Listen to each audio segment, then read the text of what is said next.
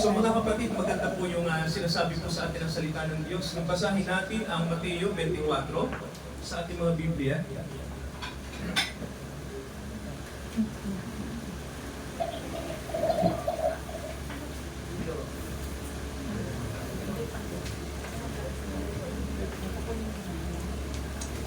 So ito po yung ating mababasa, Mateo 24, at babasahin po natin yung sinasabi po sa Biblia, no, yung ito po nakasulat po sa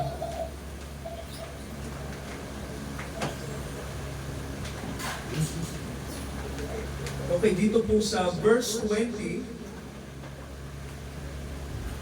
in Mateo 24 mula verse 20 at sa mga susunod po. Ang sabi po rito, at magsipanalangin kayo na huwag mangyari ang pagtakas ninyo sa panahong tag-inaw o sa panahon man ng Sabat, sapagkat kung magagayoy, magkakaroon ng malaking kapighatian na ang gayoy hindi pa nangyayari mula nung magkaroon ng mundo hanggang ngayon at hindi na mangyayari kailanman.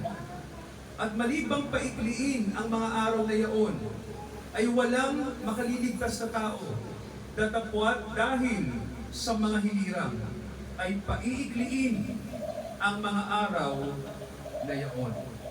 Okay po. Salamat po sa salita ng Panginoong Jesucristo na sinabi po sa atin. Muli po tayo manalangin. Dakilang Ama, sa pangako niyo po sa amin na sasamahan niyo kami sa paglalakbay namin sa mundo hanggang sa makarating kami sa kaharian ninyo. Dalangin namin, Ama, o dakilang Ama namin sa langit, na pagpapalain niyo ang mga kapatid, ang inyong mga anak na hinirang, ang mga tinawag niyo sa biyaya, na bagamat hindi kami karapat-dapat lahat na naririto ngayon, dahil sa dugo ng inyong anak na itinaga sa amin doon sa bundok ng Golgota, kami po ay nilinis at kami ay dinala sa kahabagan niyo, sa luklukan ng inyong awa. Kaya nandito kami, Ama, nagmamakaawa kami sa inyong luklukan ng awa. Nakahabagan niyo kaming patuloy at patuloy niyo kaming samahan. Ang tahanang ito, ang mga kapatid namin, ang mga nagdidiwang po ng kaarawan sa araw na ito, sa buwang ito. I-bless niyo po ang Tito Romy. Salamat kinasangkapan niyo ang buhay niya upang maging daluyan ng inyong kahabagan. Patuloy niyo po siyang gamitin, Ama. Gayon din po ang kanyang sambahayan, ang aming mga kapatid na minamahal. Ang aming mga kasama sa kaharian ninyo. Pagpalain niyo sila, dakilang Ama. Patuloy niyo silang gamitin na maging daluyan ng inyong habag, maging daluyan ng inyong biyaya.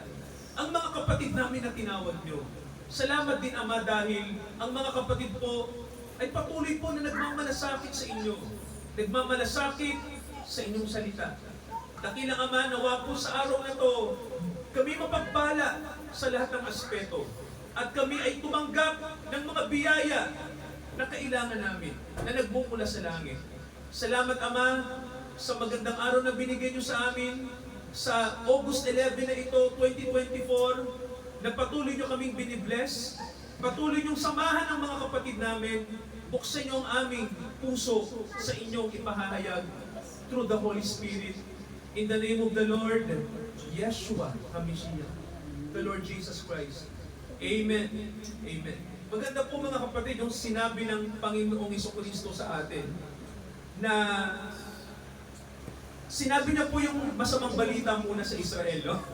Mayroon pong, sabi nga sa Bible po kasi, ang mabuting balita po hindi nagiging mabuti kung wala mo ng masama. No? So, sabi ng Biblia sa atin mga kapatid, may tinutukoy po na event. Isa pong pangyayari na mangyayari po sa ating mundo. Ano po yon? Ito po yung sinasabing dakilang kapighatian. Alam niyo po, gusto ko pong isama po yung dumating na COVID-19 noong 2020 no, sa buong mundo. Ito po yung nakalagay sa Biblia. No? Nakalagay po sa Mateo 24. Tingnan niyo po ang sabi ng Bible. Pagbasahin ko sa English, chapter 24, verse 7 ng Mateo. Ang sabi rito, nation shall rise against nation, kingdom against kingdom. And there shall be famines and pestilences and earthquakes in diverse places. All these are the beginning of sorrows. So sabi po sa Tagalog, kung tatagalogin po natin, ang mga bansa ay maglalaban sa kapwa-bansa. Kaharian laban sa kapwa-kaharian. Magkakaroon ng tagutom, magkakaroon ng mga salot, sabi po, at magkakaroon ng mga paglindol sa iba't ibang lugar. Ito'y pasimula ng paghihirap ng mundo. So may sinasabi mga kapatid, no, paghihirap, no? Sabi rito, pasimula ng kahirapan. At itong nangyayari po sa mundo natin mga kapatid ay, ito yung sinasabi natin na beginning of sorrow. Alam niyo po sa Bible, ang simbolo po kapag nagsisimula na yung panahon ng tinatawag nating kahirapan, ang tawag po ng Bible dyan ay birth pains, no? Sabihin nyo nga po, birth pains. Yan, birth pains, it means mga kapatid, parang babaeng manganganak, di ba ganon? Na may ipanganganak siya. So may kahirapan ang mundo. Kaya po dumadaan ang kahirapan sa mundo kasi mga kapatid, may iluluwal, no? May gustong ipaluwal ang Diyos. At alam niyo po kung ano yon? Yung kanyang pangako, no? Kasi di ba nangako ang Diyos, babaguhin ko ang lahat ng bagay, di ba sabi niya? So, kailangan may iluwal, no? Kaya ang mundo ay nasa birth pains. Ang tanong, sino ba yung iluluwal ng mundo? No? Sino ba yung sinasabi ng Biblia na hinihintay ng mundo na mailuwal? Sino po ba sila? Basahin ko po yung Romans chapter 8. Okay, ito nakalagay mga kapatid, no? Romans chapter 8. Okay, pakinggan nyo po, sino ba yung hinihintay ng mundo? No? Sino ba yung hinihintay niya na tutubo sa kanya? Romans 8, basahin ko po yung nakasulat sa verse 19. Ito po ang sabi, sapagkat ang maningas na paglimithi ng buong nilalang ay naghihintay ng kapahayagan ng mga anak ng Diyos. Yan po, no? Sapagkat ang buong nilalang ay nasakop ng kawalang kabuluhan. Hindi ito ayon sa kanyang kalooban, kundi dahil gusto ng Diyos, siya'y umasa sa Kanya, na ang buong nilalang ay magiging malaya mula sa pagkaalipin ng kabulukan, sa kalayaan na maluwalhati ng mga anak ng Diyos. Kasi meron tayong binasa, no? Ang hinihintay po pala, mga kapatid, no, ng mundong ito, para magkaroon ng tunay na mundo, no? Tunay na kasaganaan, no? Maalis po yung korupsyon, no? Maalis yung kahirapan, maalis yung sinasabing gutom sa mundo. May sinasabi sa Bible na ang mga anak po ng Diyos ang itinalaga, no? Sila po'y mahahayag. Ibig sabihin mga kapatid, ang mga anak ng Diyos, sila po yung gagamitin ng Diyos para magkaroon po ng kaayusan sa mundo, no? Pero bago po mangyari yon, kailangan munang dumaan tayo, no, sa sinasabing pasimula ng kahirapan. May tinatawag pong ganun, ano? Ang tanong, ano po bang mangyayari sa panahon na yan? Well, mga kapatid, basahin natin, ano? Ano ba yung mangyayari sa panahon ng kahirapan na tinatawag? Basahin ko ulit yung Mateo 24. Tuloy natin yung pagbasa. Ang Panginoong Jesucristo, ito yung kanyang sinabi. Pag dumating na yon, ano po bang mangyayari sa mundo?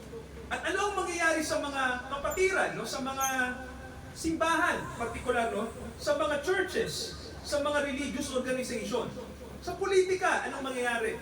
Anong mangyayari sa kaugalian ng mga tao? Basahin ko po sa inyo. Tingnan nyo mga kapatid, chapter 24 ng Mateo, basahin ko po yung verse 9. Ito ang sabi, kung magkagayon, ibibigay kayo sa kapighatian. Kayo'y papatayin, kayo'y kapupuutan ng lahat ng mga bansa dahil sa aking pangalan. Mga kapatid, gusto ko pong ulitin yung verse na yun, ano? Na pag nagsimula na yung kahirapan sa mundo, gusto ko pong ulitin yun kasi mga kapatid, maganda alam natin to. Okay, ito ang sabi. Kung magkagayon, ano pong sabi? Ibibigay kayo sa kapighatian. Kayo'y papatayin, kayo'y kapupuutan ng lahat ng mga bansa dahil sa aking pangalan. Ano po yung napansin nyo mga kapatid? Ganito lang, alam mo, simplihan natin ha. Sabi ni Kristo, kapupuutan ang mga anak niya ng lahat ng mga bansa dahil sa kanyang pangalan. Ano pong ibig sabihin nun?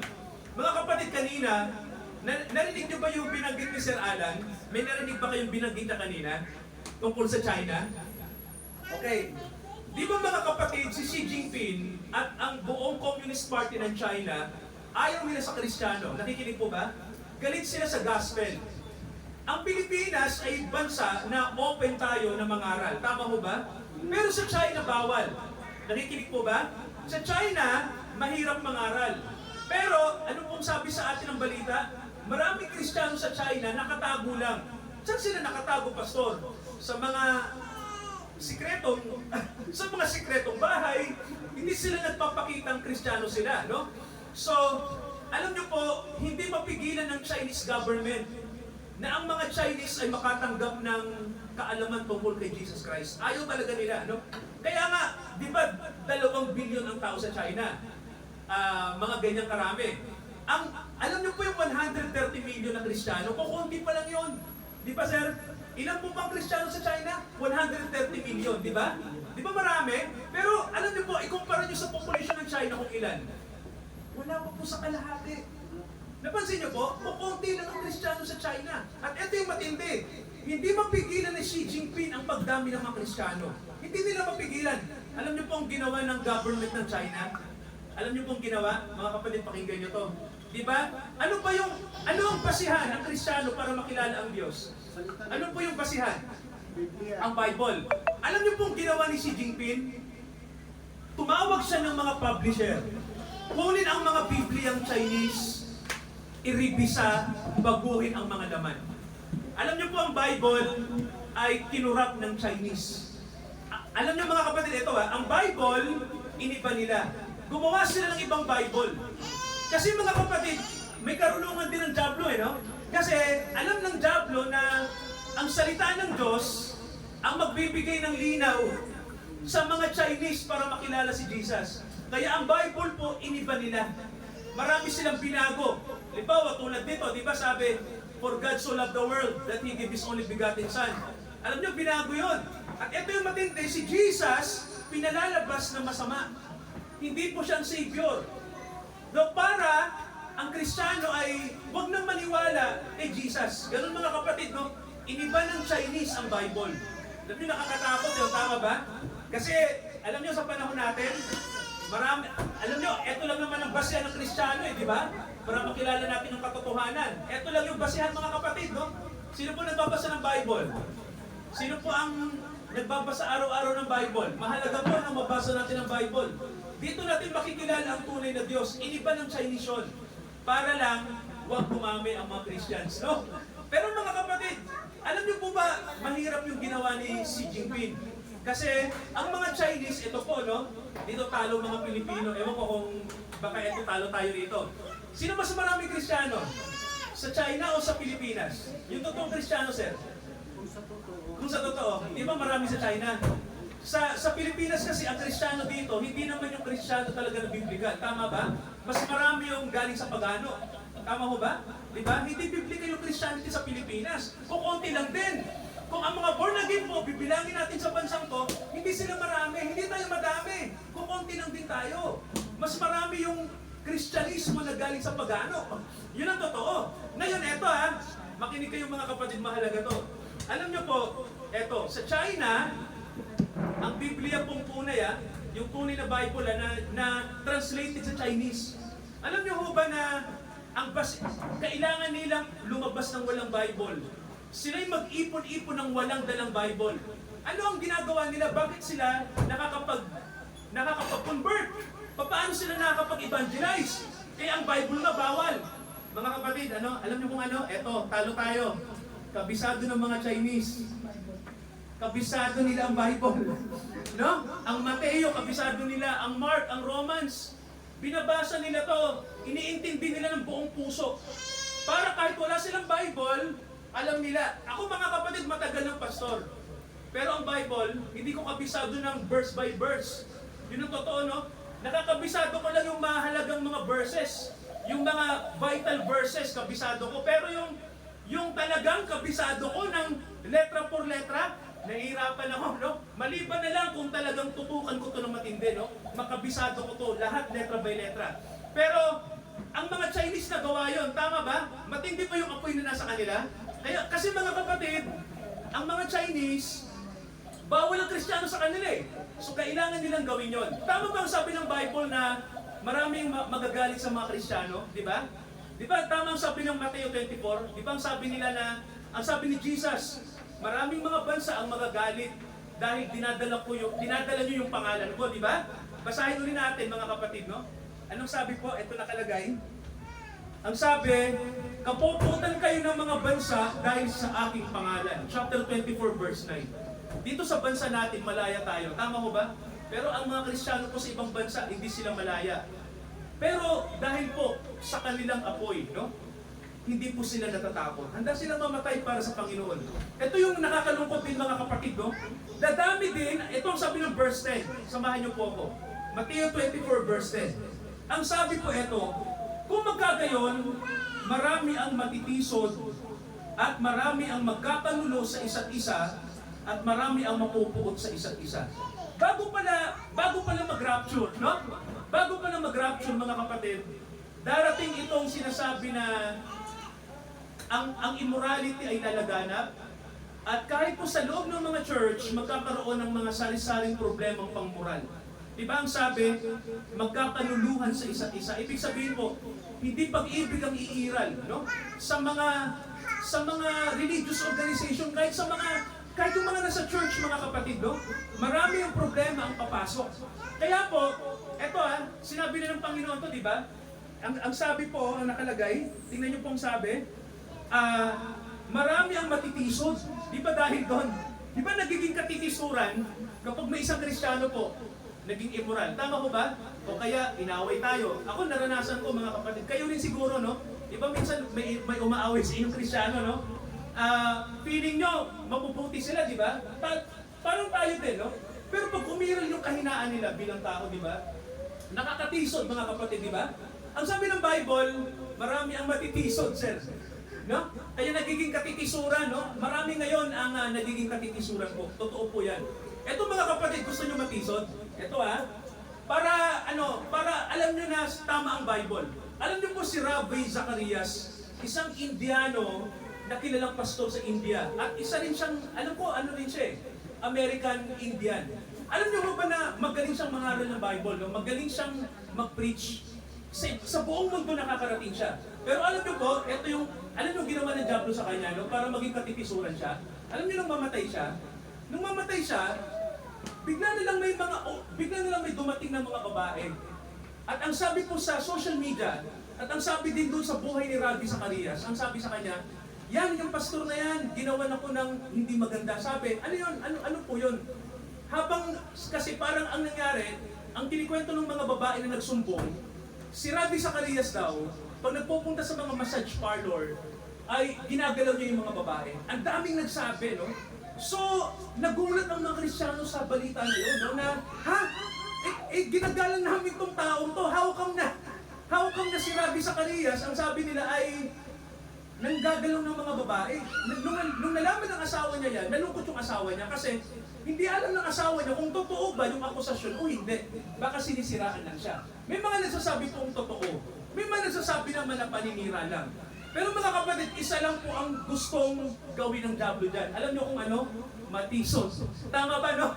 Matisod ang mga Kristiyano. Alam niyo po ang totoo lang, ito pong totoo. Matitisod tayo kung sa tao tayo nakatingin. Nakikinig po ba? Pero kung nakatingin tayo sa salita ng Diyos, nakikinig po ba? Pero kung sa salita tayo ng Diyos nakatingin, hindi tayo matitisod. Alam niyo kung bakit? Sinabi na ng Bible no?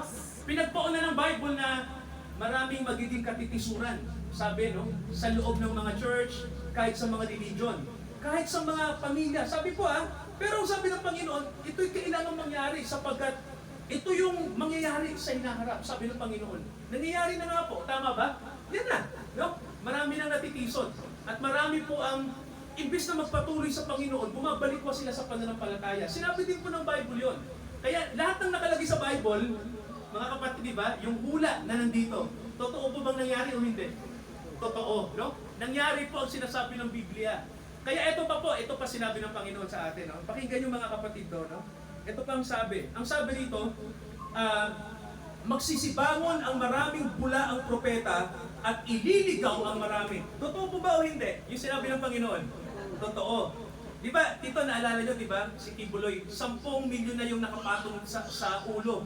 At 10 milyon na yung nakapatong doon sa kay Kibuloy, di ba? Pero alam niyo po mga kapatid ito, no? Sabi nga alam niyo hindi mahuhuli. Hindi siya mahuhuli ng mga pulis. Di ba pinapahuli siya ni Pangulong Marcos? Hindi siya mahuhuli. Hindi siya mahuhuli mga kapatid. Alam niyo kung bakit? Alam niyo kung bakit? Sino po nagtatago sa kanya? Sino po ang nagkakanlong kay Kibuloy? Hindi tayo sure. Alam niyo kung sino? Huwag na yun. Pero hindi ako sure, pero may nagsabi sa amin Alam niyo kung sino? It is si dating Pangulong Duterte din. Uy, bigat yan. Bigat yan. Di ba? Paano mahuhuli kung tinatago ka ni Digong? Si Digong may impluwensya hanggang ngayon. Tama ko ba? So mga kapatid ganito, hindi talaga mahuhuli yun. Nasa Davao lang talaga yun. Pero dahil protektado siya ni dating Pangulong Duterte, hindi siya mahuhuli. So mga kapatid, eto, no? Simple lang. Alam niyo po, ganito, sabi ng Bible, ang mga bulaang propeta ay nalaganap. Tama po ba? At magkakaroon sila ng influensya sa politika. Yan ang totoo, no? At mga kapatid, ito, yung mga bulaang propeta po, hindi lang po yung mga nagsusulputang bagong relihiyon, tulad nila Kibuloy. Ang mga bulaang propeta po, nasa loob ng mga churches.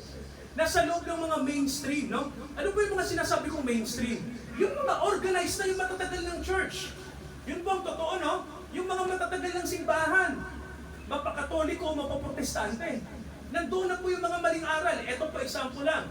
Di ba mga kapatid sa mga simbahang protestante, ikinakanlong yung ideology ng mga pulahan. Alam niyo po ba pag sinabi kong pulahan? Ano pong ibig sabihin nun? Yung mga nasa left, yung mga makakaliwa. Maraming mga pastor sa protestante ang makakaliwa. Mga bishop makakaliwa. Sabi ng Bible sa atin, ang mga makakaliwa, mga kapatid, ay hindi sa Diyos. Alam niyo kung bakit? Di ba hindi sila naniniwala sa Diyos? Hindi sila naniniwala sa Diyos. Hindi sila naniniwala sa religion. Yun ang totoo. Isa pa po, marami ring church, mga kapatid, ito hindi itinuturo ang buong salita ng Diyos. Alam niyo po ano itinuturo? Puro mga psychological. Alam niyo ba si Ed Lapis kung bakit nasita? May nagtatanggol kay Ed Lapis at meron din hindi. Alam niyo ito mga kapatid bigyan ko kayo ng idea. Kasi ganito, pag tumingin ka sa biyaya, mga kapatid, ito maganda to. Si Ed Lapis, pag ang pinag-uusapan ay si Kristo, biyaya ng Diyos. Okay yun, no? Tama yung sinasabi ni Ed Lapis na si Kristo ang interpreter ng buong Bible. Yun ang sabi niya, no? Siya talaga ang katotohanan. Kaya lang mga kapatid ganito, ang problema din, kung hindi natin makikita yung mensahe ng kautusan ng Diyos, bakit ang Diyos sa panahon ni Moises pumapatay? Bakit siya agad pumapatay? Bakit siya agad nagpaparusa? So ang tingin nila, may mga tao po, ang tingin nila sa Diyos ng matandang tipan, masamang Diyos. Ang tingin nila, hindi mabuting Diyos yung Diyos noon. Nung panahon lang ni Jesus, naging mabuti na ang Diyos. Alam niyo kung mali yun. Ang Diyos po hindi nagbabago. Amen po ba? Mabuti po siya mula noon. Hindi po nagbabago ang Diyos, mabuti siya. Ang totoo po nun, kaya kung bakit magtataka tayo, bakit ang Diyos mahigpit? Sa konting tibok ng kasalanan, di ba ang tao, anong sabi ng Diyos? Huwag niyo kakanin yung bunga, di ba? Kumain lang, simple lang yun Sa iba nga, pag kumain ka ng bunga, tingin mo, simpleng kasalanan lang yun, di ba? Bakit ang Diyos ang sabi niya mamamatay kayo? Kasi mga kapatid, kahit simple yun, yung kasalanan na ginawa ng tao, malalim po yun. Naiintindihan niyo po? Hindi po yun mababaw na kasalanan. Malalim po yung pagkain. Ang ibig sabihin kasi ng pagkain, tumanggap ang tao. Di ba pag ikaw kumain, ano ibig sabihin ng kain, mga kapatid sa Bible? Anong simbolo ng pagkain? Tumanggap. Di ba? Pag kumakain ka, tinatanggap mo sa tiyan mo yung pagkain. Tama ho ba? So ang simbolo ng pagkain sa spiritual, parang ganito. Pag kayo nakikinig ng salita ng Diyos, ano yung kumakain sa atin? Pag nakikinig tayo ng Word of God, ano yung kumakain? Physical o yung kaluluwa? Yung kaluluwa, di ba? Kumakain yung ating soul ng salita ng Diyos. Amen po ba? So pag kumakain ka ng Word of God, eto ginagawa natin pagkain. Di ba si Kristo sabi niya, ito ang aking katawan. Pag sinabi niyang katawan, salita niya rin yun Di ba pinapakain niya sa atin? Spiritual yun Ibig sabihin, kainin niyo ang salita ng Diyos. Alam niyo sila Ebatadan kung bakit masama yung ginawa nila? Kasi mga kapatid ito, tumanggap sila ng aral. Di ba? Tumanggap sila ng doktrina, sir. At yung aral na yon hindi galing sa Diyos. Tama ko ba? Sino nagbigay sa kanila ng aral? Di ba yung ahas? So kung titingnan nyo, ganun din po sa panahon natin, no? Lahat ng tinatanggap ng tao, hindi mabuti. Lahat ng ating tinatanggap, no? Kailangan, hindi ka basta-basta lang nag-a-accept, no? Hindi lahat ng sermon galing sa Diyos. Hindi lahat ng doktrina galing sa Diyos. Hindi lahat ng mga nagsasabing hallelujah galing sa Diyos. Ito po, isang bagay to ha. Di ba mayroon tayong mga kaibigan, sinasabi nila na, naniniwala kami sa healing. Maraming gumagaling. Sa mga kaibigan natin sa tinatawag na Oneness Pentecostal, maraming gumagaling mga kapatid, no? Kaya nga marami silang naaakit na tao kasi yung healing nagagawa ng mga Pentecostal na Oneness. Alam niyo po yung problema? Ito, hindi yung healing eh. Hindi yung nagpapagaling sila. Alam niyo po yung problema ito. Kung tatanungin natin sila, sino po ba ang Diyos sa inyo? Ang sasabihin nila, yung Ama, siya din si Jesus. Ganun mga kapatid, no? So, alam niyo po sa Bible, ang turo kasi ang nakalagay, ang Diyos bilang Ama nagpapakilala sa atin. Amen po ba?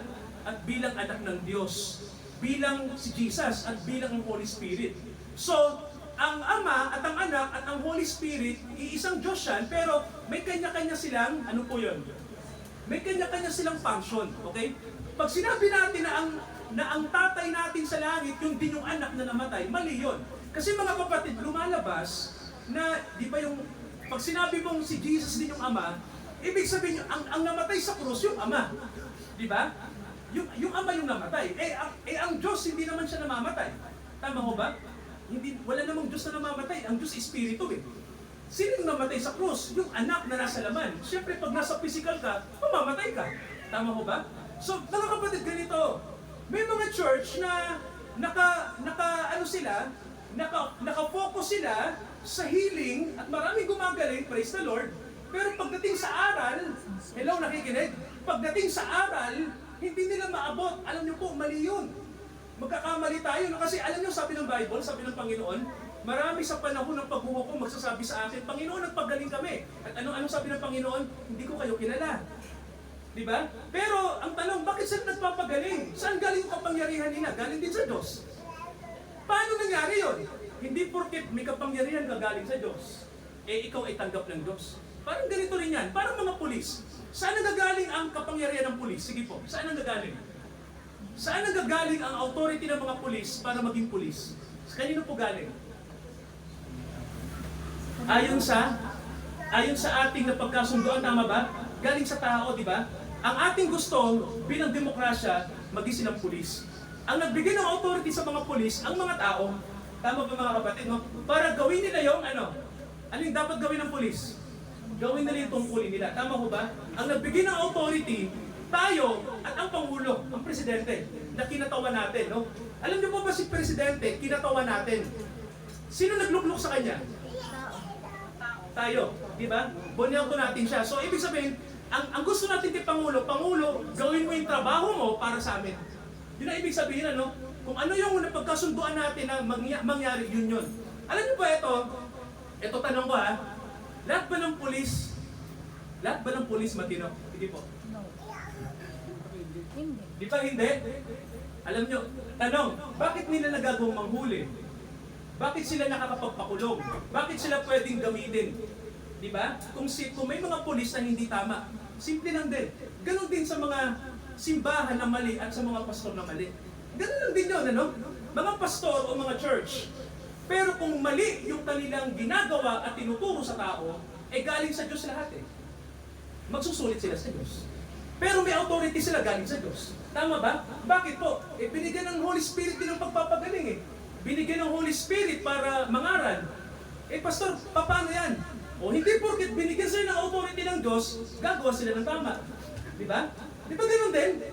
Ang mga politiko, tama? May authority sila, tama ho ba? O pag gumawa ng mali, mananagot sila o hindi? Mananagot. Si Erap, ano nangyari kay Erap? Yung mahuli. Si Erap. Di ba? Presidente yun ha? Pero dahil may mas mataas sa kanya, may ginawa siyang hindi tama, yun ang tingin ng iba ron, siya'y nahuli. Di ba? Mga kapatid, hindi lahat ng nasa authority, porkit nasa authority, masasabi nating tama. Hindi lahat, no? May gumagawa ng hindi. No? Kaya ang Diyos po ang magbibigay sa kanila ng parusa. Yun ang totoo, no? Kaya sa Bible po nakalagay, darating ang katikisuran, darating ang mga bulaang propeta. Mangyayari po yan sa panahon natin. No? Kaya malilito mga tao. Sana ba ako makikinig ngayon, ano? Kung maraming mali, kung may mga mali sa mga itinuturo, saan ako makikinig? Much better mga kapatid, ang Holy Spirit ang kausapin natin. Amen po ba? Kasi ang sabi ng Bible, ang Holy Spirit ang magdadala sa atin sa katotohanan. Alam niyo ho ba yun? Sabihin na natin, ang Holy Spirit ang magdadala sa atin sa katotohanan. Sabihin natin, mga kapatid, okay, ang pastor instrumento lang, okay? Mali yung sasabihin ng ibang mga pastor na porkit sila'y apostol. Naalala ko nung nasa Marikina kami ng asawa ko, may na-encounter kami doon na parang mga tiga-saan ba sila? Tiga-antipolo. At ang sabi, pastor, makinig ka doon sa pastor namin. Gusto niyo magpastor ka sa amin? Yung aming pastor ay propeta. Nagpapagaling ng mga may sakit. Mga inaalihan ng demonyo, pinagaling niya. At maraming pinagaling yung pastor. Gusto kong sabihin, kapatid, hindi pastor nyo, instrumento lang yung pastor nyo. Ang Diyos ang nagpapagaling. Di ba? Ang Diyos ang nagpapagaling. Tama ho ba? Ang Diyos ang nagpapalayas ng demonyo. Hindi po yung pastor nyo, instrumento lang. Pero itong mga taong to, nakatingin sila doon sa ano nila, na parang ginagawa nilang Diyos yung pastor nila. So mga kapatid, hindi ganon, no? Ihatid, ang isang totoong pastor, ihatid mo ang mga tao sa Diyos. Ihatid mo ang mga tao sa Diyos. No? Hindi sa sarili mo, hindi sa kanino man. Sa Diyos. Yun ang Diyos. No? Na nagbibigay ng liwanag sa atin. Dito mga kapatid. At eto nakakatakot dito. May mga pastor po, nilalagay lang nila yung mga miyembro nila sa simbahan. Parang ganito, maging loyal kayo sa church nyo. Parang ganito, maging loyal kayo sa church natin. Di ba mga kapatid dapat ganito? Yung totoong pastor, maging loyal tayo kanino? Sa Diyos. Maging loyal tayo sa Diyos. Di ba mga kapatid, di ba? Kasi mga kapatid, maraming churches hindi na loyal sa Diyos. Yun ang totoo, di ba? Maraming mga churches hindi sa Diyos ang loyalty nila. Loyal sila sa organization nila. Tao. Pero hindi sa totoong Diyos. Sa tao. At loyal sa tao. May mga tao nagsasabi na, yung loyalty nyo, yung loyalty nyo sa tao. Ang totoo naman, lahat naman ng relihiyon kayo ng loyalty sa tao. Walang hindi. Maliban sa mga totoong anak ng Diyos, ang loyalty sa Holy Spirit. Kaya walang makakapagsabi ngayon na religion na sasabihin nila na ang loyalty namin ay hindi sa tao. Hindi po. Ito, for example lang alam niyo po nung nanggaling ako sa isang church, sa Marcela, nag-meeting kami, no? Kasama yung mga council. Meeting yon. Dumating yung superintendent namin, kasama ko yung ibang kapatiran. Ako, at yung board. Alam niyo po ba yung board? Para sa kumpanya, may mga boards eh. So, may dumating na mas mataas. Ang tawag namin superintendent.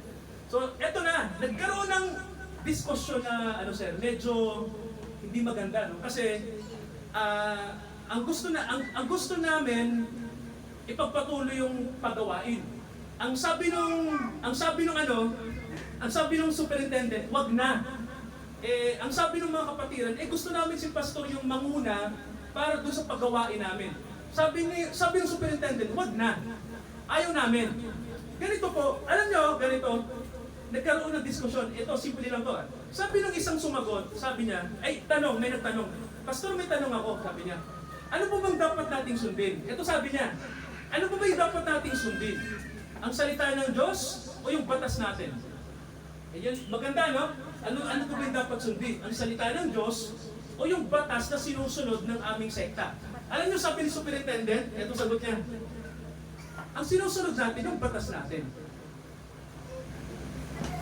Ganda ng sagot, no? Ang sinusunod natin yung sarili nating batas. Pagbalik namin, natapos yung meeting, walang nangyari, nanalo yung superintendent. Nung kainan na, kainan na. Sinikreto ko ng treasurer. Okay, kilala ni Tito Romeo yung treasurer na yun. Treasurer dumating. Sabi sa akin, Pastor, di ba anti-Christ kapag sinabing yung batas natin yung dapat masunod, hindi yung salita ng Diyos? Opo. Sabi niya, di ba galing sa anti-Christ? Sabi niya, ginamit ni Tita yung word na anti-Christ. Di ba anti-Christ yun? Sabi ko, opo. Pero alam niyo nangyari sa huli, sir? Sinunod pa rin nila yun, yung superintendent. Yung pa rin yung nangyari, no? Ibig sabihin mga kapatid ganito, Sama sa taas ng Biblia o ano. alam niyo po sa panahon natin, gano'n ang nangyari, no? Yung batas ng tao yung nasusunod. Lalaganap na po yan, no? Sa loob at sa labas ng mga church, batas ng tao masusunod. Hindi na ang Diyos. Ang Diyos ay nasa na po. Hindi na siya pansinin. Kaya mga kapatid, sa araw na to, sa Sa birthday ni Tito, batiin natin muna si Tito. Happy birthday! Happy birthday po! Happy birthday, Tito Robby. At sa lahat ng mga kapatid natin na may occasion, alam niyo po, dinala natin tong topic na to kasi napapanahon ko, no? Na mangyayari po sa panahon natin, mga kapatid, no? Itong mga hinulaan. Sino humula nito? Sino nagsabi na mangyayari ang lahat ng ito, no? Lahat ng katitisuran. Ang Panginoong Jesucristo. Sinabi niya po yan. So, mga kapatid, sa araw na to, okay, mga kapatid, sa araw na to, tayo po tumayong lahat. Praise God, hallelujah. Ipurihin ng Diyos. At gusto ko mga kapatid, i-challenge kayo no, sa araw na to. Na sabihin natin yung sinabi ni Joshua, okay, manalangin tayo ng taimtim at sabihin natin na ako at ang aking sambahayan ay sa Diyos maglilingkod. Sabihin natin mga kapatid, sa panalangin na taimtim, no? Ako at ang aking sambahayan ay sa Diyos lamang maglilingkod. Yan, sabihin natin yan mga kapatid. No? Sabihin natin yan na may panalangin sa puso. Sige po, simulan natin. Hallelujah. Praise God. Hallelujah. Ako at ang aking sambahayan ay sa Diyos lamang maglilingkod. Praise God. Sinabi yun ni Joshua, ilang libong taon na para ipakita sa atin na ito ang buhay na gusto ng Diyos sa atin. Na tayo'y sumunod sa Kanyang utos, sa Kanyang kapahayagan, sa Kanyang salita. Dakilang Ama, pagpalain niyo po ang sambayanan ng De Los Reyes. Patnubayan niyo sila at patuloy niyo po silang kasangkapanin na maging daluyan ng inyong biyaya. Ama, ganun din po salamat dahil dinala niyo kami sa isang pagtawag at kaganapan na kayo ang may gawa upang kami ay makasama sa tinatawag na community ng mga born-again churches. Kami ay kabahagi ng mga born-again Christians. Father, i-bless nyo na dinala nyo kami rito para kami rin po ay magpatotoo tungkol sa mabuti at kaligtasan na ginawa ng inyong anak. Pagpalain yung mga kapatid namin. Pagpalain yung lahat ng pamilyang nandito. Pagpalain yung mga matatandang bata, mga kabataan na nandito ngayon. Ama, salamat sa inyong kagandahang loob. Salamat po sa magandang araw na ito na ibinigay nyo. Ito'y blessed day sa amin. At kaming lahat, Ama, tanggapin namin ang biyaya sa araw na ito, sa sandaling ito. Samahan nyo kami, Father. Nawa po ang Holy Spirit ang gumabay sa amin. Dalhin kami sa katotohanan. Dalhin kami sa tinatawag na matuwid na pamumuhay. Dalhin kami sa matuwid na kaalaman. Dalhin kami sa matuwid na pananaw, matuwid na pananampalataya.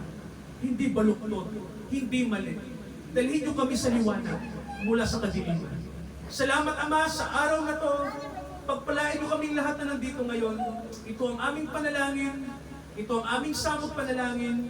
Sa pangalan po ng aming Panginoong Jesucristo, lahat po tayo magsabi ng Amen! Amen! Palakpakan natin ang Panginoon. Praise God! Hallelujah! Mga kapatid ay nakalimutan ko sabihin kay Jackie. No? Mga kapatid, sa atin pong yung box pala natin. Sa pagkakaloob po natin sa Panginoon. Praise God, no? Yung atin pong tithes and offering, mga kapatid, ay habang binibigay po natin, ay awitin natin sir yung awit na magandang awit po. No? Seek ye first the kingdom of God. Hallelujah. Magitara, ibigitara. Hello. Praise God. Ito wala sa tulo. Ano na sa tono, sir? Tono natin. Ako pa wala sa tulo. Praise God.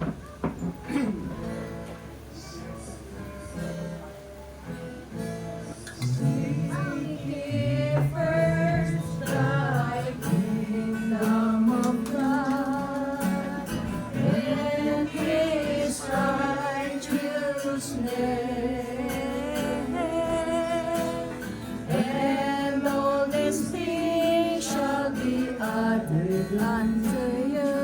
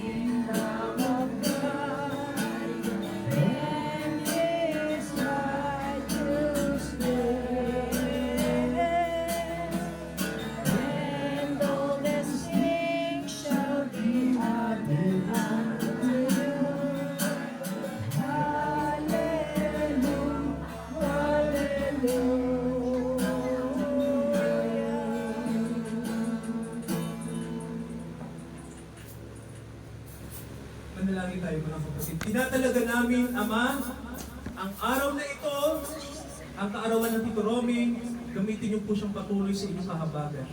Ganoon din po ang lahat ng mga kapatid na nandito ngayon. Salamat po na nakarating po ang iba sa amin.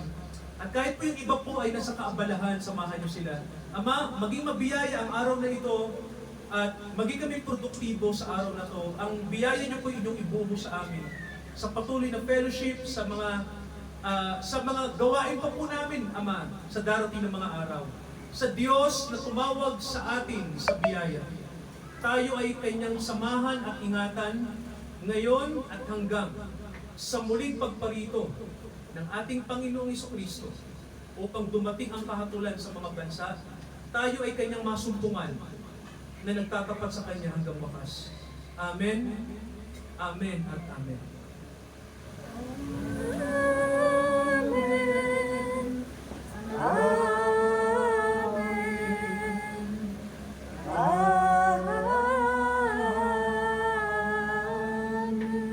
Tinatawagan ko ang Tito Romy sa gitna po. Mag-pray natin. Stand natin yung kamay natin. Set taas.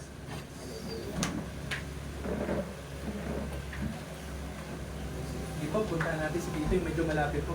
Praise God. Pag-pray natin. Jesus. Hallelujah. Lord, Declaration of blessing. Praise God. Father God, in the name of the Lord Jesus Christ Yes.